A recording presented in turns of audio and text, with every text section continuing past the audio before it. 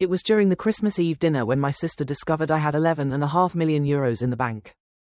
As expected, my entire family surrounded me demanding I hand over that money. They claimed she needed it and deserved it far more than I did. Hello everyone. Before I dive into the details of this madness, I need to ask you a small favor. We have noticed the channel losing some traction lately, and subscribing is one of the best ways you can help us. It is quick, completely free, and allows us to keep bringing real impactful stories like this one. Your support means everything for this community to keep growing. Thank you from the bottom of my heart. Now let us begin. I am using a throwaway account for obvious reasons, and I have changed certain specific details to protect my anonymity. My name is Elena Vargas. I am 38 years old, and I truly need to get this weight off my chest. By the way, before we delve into my past, I would love to know how far my voice is reaching. Please leave in the comments which city or corner of the world you are listening from today. I read every single one. Do you know those family dynamics where one child can do no wrong while the other seems completely invisible? Yes, welcome to my life. Everything was fairly typical until I was 8 years old. I was an only child, and although my parents were not exactly warm, they were present. Mom helped me with homework and Dad occasionally took me fishing or hiking in the mountains. We were not the perfect family from the commercials, but we were fine. Then came the night that changed everything. I remember my aunt knocking on the door at 2 a.m. telling me to pack a small suitcase because Mom was in the hospital. My sister Valeria was on her way, but something was wrong. She was not due for another 2 months. The following weeks were a whirlwind of hospital visits and worried whispers. Valeria was tiny. She looked like one of my porcelain dolls, but surrounded by tubes and wires. They would not let me touch her or get too close. That was the first time I felt it. An invisible wall forming between the rest of my family and me. When they finally brought Valeria home, our house became a sterilized bubble. My mother developed an obsessive fear of germs. We are talking industrial-level disinfection, hand sanitizer bottles in every corner, and constant cleaning. The sharp smell of bleach still causes me anxiety to this day. But here comes the part that truly broke me psychologically. Every time I showed the slightest symptom of illness, I was packed up and sent to Grandma Rosa's house. And I mean it. A sneeze, pack your bags. A light cough, you were gone to Grandma's. At first I thought it was fun. Grandma Rosa made me churros with chocolate and had a fascinating collection of mystery novels that I devoured. But children are not stupid. After a while you start to understand what is really happening. They are not sending you on adventures. They are treating you like a biological threat, as if your mere existence could harm your beloved sister. I did everything to earn their attention in a healthy way. I got top grades in everything, but Mom barely looked up from Valeria's medical appointment calendar. I won first prize at the school science fair with a project on renewable energy. What was Dad's reaction? He asked if I could store the presentation board in the garage because apparently Valeria was allergic to cardboard dust. Does that even exist? The real low blow came when I was 12. I had been practicing for months for the school talent festival, learning a classical piano piece by myself. On the night of the event, Valeria had a slight fever, barely 37.5. Guess who had no one applauding in the audience that night? However, 2 weeks later, the whole family, including uncles, attended Valeria's 15-minute dance recital where she basically just clapped out of rhythm. Valeria learned to manipulate the system very quickly. By the time she was 7, she had overcome any real health issues, but that did not stop her from staging her own theater. She had a headache, she stayed home, she was tired. Guess who had to do her household chores? I started spending more and more time in my room, immersed in books about art history and antiques. My room became my sanctuary, especially because Valeria claimed she was allergic to my favorite room spray, so it was the only place she did not invade. Part of my love for antiques was born at Grandma Rosa's house. She had an incredible collection of vintage jewelry, ancient pieces she let me organize and catalog during my quarantines. I suppose I should have seen it as a prophecy of what my life would become. For me, high school was not a time of parties. It was my ticket out. While Valeria built her empire of teenage drama, I laid the foundations of my escape. The key year was my final year of high school. I took the university entrance exam and scored a perfect 14 out of 14. Less than 1% of students across Spain achieve that. I ran home euphoric to tell my parents. My mother was in the kitchen helping Valeria with her homework. I said, "Mom, look, I got a perfect 14 on the entrance exam." Her response was, "That is nice, dear, but can you lower your voice? Valeria is trying to concentrate. She has a very difficult English test tomorrow." They never hung my grades on the fridge, but Valeria's bare pass in English got a place of honor held by a magnet that said, "We are so proud of you." I handled all my university paperwork in secret. I applied to the Complutense University of Madrid and managed all the scholarship documents myself. The day I received the acceptance letter with a full scholarship covering tuition and housing, I celebrated alone in my room with a simple tortilla sandwich. My parents had gone to a fancy grill restaurant to celebrate Valeria getting into a regional dance competition. On moving day to Madrid, my parents could not accompany me because surprise Valeria had rehearsals. It was Grandma Rosa who took me to the train station. She hugged me tight and slipped an envelope with €500 into my coat pocket. It was her widow's pension savings. That first night in my Madrid student residence, I made a promise to myself. I was going to build a life so extraordinary that being ignored would become absolutely impossible. University flew by in a blur of sleepless nights, instant noodles, and absolutely heavenly freedom. I graduated with honors from Complutense. Not that my parents noticed, of course. They were too busy helping Valeria enroll in her third private performing arts academy in 2 years. But this is where the plot takes an unexpected turn. I landed an entry-level job at a prestigious auction house in Madrid's exclusive Salamanca district. I will not say the real name for obvious reasons, but if you are in the business you know exactly who I mean. A high-end establishment with clients from old Spanish nobility and discreet fortunes. I started in the inheritance sales department, which basically meant documenting the belongings of wealthy people after they passed. It was not glamorous, but it paid the rent. And then came the inheritance of the Mendoza widow. An elderly woman who had died without heirs, leaving behind what everyone assumed was a huge collection of cheap costume jewelry. Entire rooms full of the stuff. That is where all those hours organizing Grandma Rosa's boxes became useful. I was sorting through a mountain of trinkets when something caught my attention. It was an Art Deco style brooch, nothing flashy, but something about it felt different. The weight did not match common costume jewelry. The clasp mechanism was too complex to be a simple copy. I spent my entire lunch hour researching old jewelers' marks. I stayed late at the office using the company's access to international databases. The more I looked, the more certain I became. It was not costume jewelry. It was an authentic and very rare piece. The problem was I was the new girl. No one would believe me if I just said we had a treasure on our hands. So I prepared my case meticulously. I compiled comparative images, historical documentation, and authenticity seals. When I finally gathered the courage to approach my boss Don Arturo, he barely looked up from his phone. "Elena, we have already catalogued that as costume jewelry." "I know, Don Arturo, but look at these manufacturer marks. They match perfectly with Cartier signatures from 1925. Don Arturo finally paid attention. To summarize, that supposed costume brooch sold for €47,000 at auction. It turned out to be a lost piece from a limited collection before the Civil War. That was the turning point. Don Arturo began trusting me and giving me more important pieces to authenticate. My childhood hobby of sorting antique jewelry took on real meaning. I threw myself completely into learning everything possible. I took every online gemology course I could afford. My commission checks started growing for the first time in my life. I was not just surviving. I was saving. A few years later, after discovering another masterpiece valued at over €200,000 that everyone had overlooked, my boss called me into his office. I thought I was getting promoted. Instead, he said, "Elena, you are wasting your talent here. You should start your own authentication company." At first I dismissed it. Start a company with what money? But the idea took root.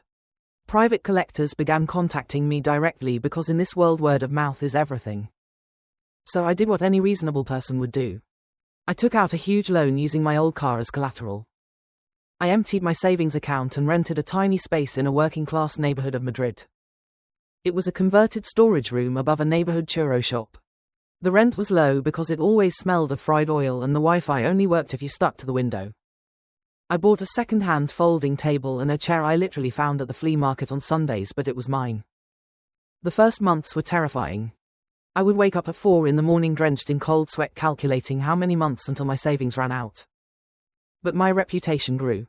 6 months later, the miracle happened. A dealer asked me to certify a huge collection of Isabellan-era brooches. I worked on it for 2 straight weeks, barely sleeping. I discovered 2 extremely rare pieces that had been catalogued as modern replicas. The owner was so delighted with my detailed analysis that she not only paid the agreed fee but offered me a 10% commission when the pieces sold. That commission was €86,000 more money than I had earned in the previous 2 years combined. Suddenly my phone would not stop ringing. Lawyers from major estates, private collectors, and even my old auction house started sending me work. By the second year I hired my first employee, Lucia, a brilliant recent gemology graduate who reminded me too much of myself at that age. Intelligent but overlooked for being quiet. The company expanded faster than I could have imagined. We moved to a real office in central Madrid, saying goodbye to the churro smell. I was building an empire, but to my family I was still the invisible girl who worked in a little antique shop. Over time my company became an undisputed reference. By my 5th year we had opened not only in Madrid but also in Barcelona and in Marbella's exclusive Golden Mile. I spent more time on high-speed trains and planes than in my own bed. We had built a reputation based on absolute discretion, because it turns out truly rich people want to certify their jewelry without the whole world knowing. The money coming in was frankly overwhelming. I had to hire a team of financial advisors to manage it. However, I maintained a relatively modest lifestyle. I bought a nice apartment in a safe area of Madrid and drove a high-end but sober-looking car. The only place I did not skimp was my office. State-of-the-art authentication equipment, maximum security, and a vault that would be the envy of any bank.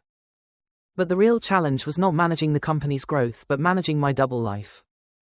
Every Sunday I drove to my parents' village for the traditional family paella. To them I was still poor Elena, the disappointing daughter who worked in a little antique shop. The cognitive dissonance was almost comical.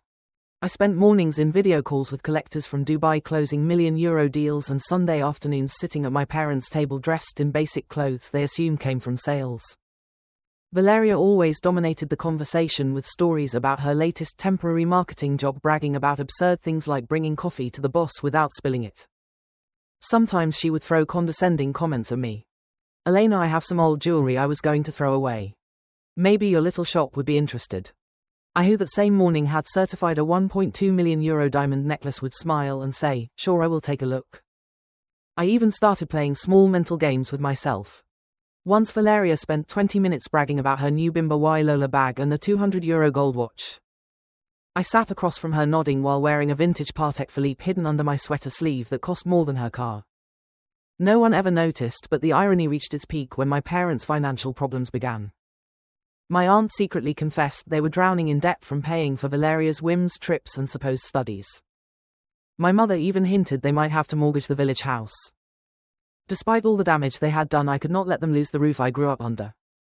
So I started an anonymous monthly transfer of €6,000 to their bank account. When they asked if I knew anything, I told them I was sending €1,000 that I had saved by eating rice and lentils. They assumed the rest came from state aid or some distant relative. Of course, Valeria quickly took credit, saying her good energy had brought that blessing to the family. They began treating me with a strange mix of pity and condescending pride. They saw me as a martyr sacrificing herself so the princess of the house could shine. And while I pretended to be poor, Valeria's Instagram flexing spiraled out of control. She would show up at family meals with luxury bags, claiming she found them at an outlet. Lie. I can spot a real Gucci from 20 meters away. She was using my money to pay for trips to Ibiza and absurd shopping sprees. The last straw came with the master's degree drama. Valeria decided she wanted to do an MBA at one of Madrid's most expensive and elitist private business schools. My mother called me crying because they could not afford it. I timidly suggested, "Mom, why not look at public universities? Carlos III or Complutense have excellent programs." My mother sighed, offended. "Oh honey, you do not understand. Your sister needs to maintain certain standards, surround herself with the right people." To keep them from sinking deeper, I increased the anonymous transfer to €8,000 a month.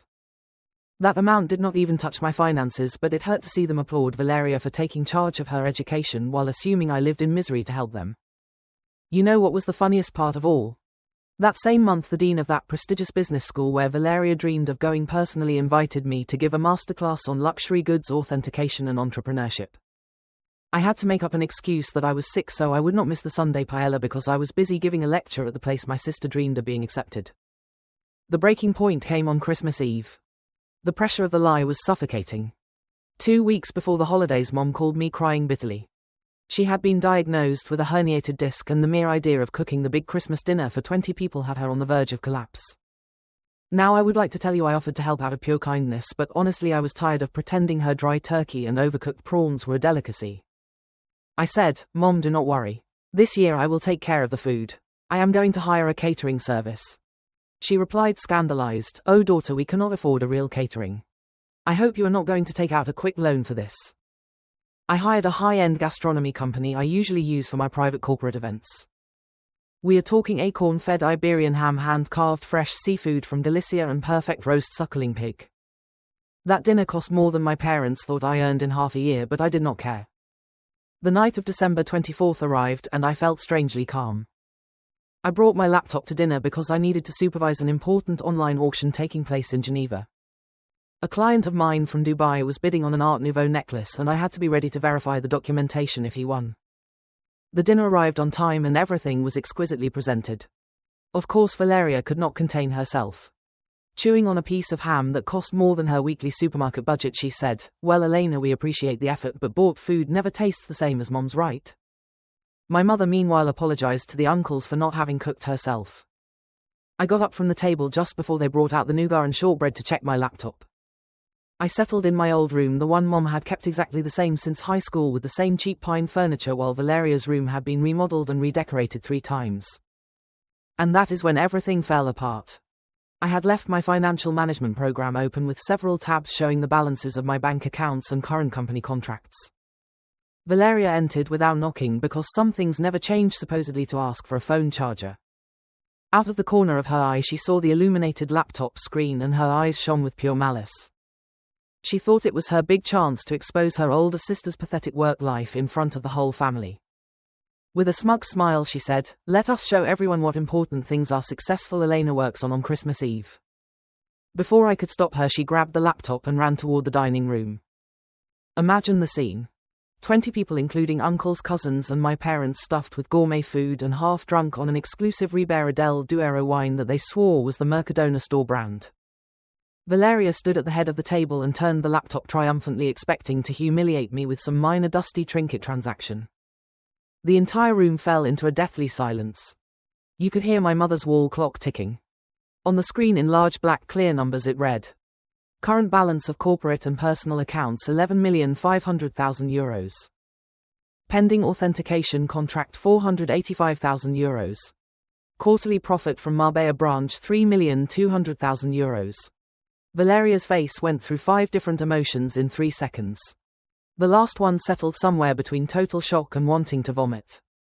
She literally staggered on her heels. This cannot be right, she whispered with a broken voice. My mother, confused, asked from across the table, Valeria darling, what is it? What does it say? And then Valeria, almost breathless, dropped the bomb of the night.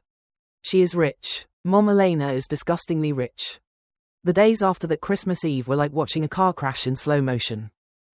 The next morning my phone was a battlefield. I had 47 missed calls and more than 200 WhatsApp messages. The progression of my mother's messages was fascinating. At 8 in the evening she wrote, How dare you abandon your family? At 10 the tone changed. We need to talk about this like adults. By midnight she had already contacted a real estate agent to look for a luxury chalet in a high-end urbanization. Valeria, of course, became a social media warrior. She posted an endless text on Instagram about how her millionaire sister had been secretly accumulating wealth while watching her family suffer. And that is when the typical family vultures appeared.